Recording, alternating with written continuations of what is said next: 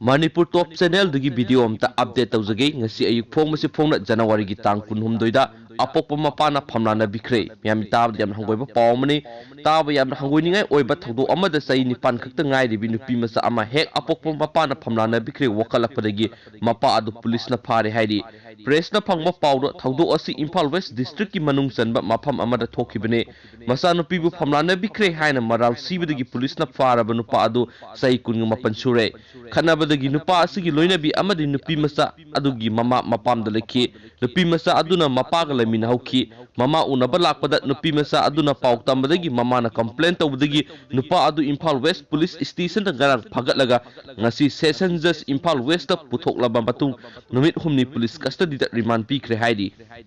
aduga atoppa marueba paw mana ngasi phongsi phongda borgi mapa amasung kainiagi mama sien kibadagi luhongba kaikre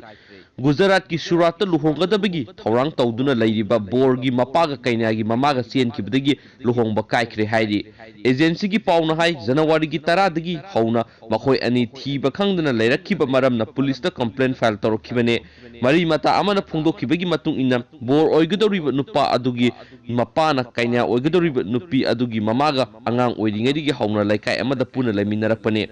nupi adu mayum pankraba matungna makhoi ani lapthokna khibane matam kuirabagi tungda masa pinaduna luhongbagi matam thanaraba matungda makhoi ani sien khibane hairi February gi ani suba sayolda luhongna ba thorang tawringeda borgi mapaga kainiagi mamaga sien kibana maram oiraga imung manungi miyoi sing ikaiba nang hore haina luhongga dawribagi kainiagi mapana agency da phungdurakhi haina su pawsina makatana phungdurakli thank you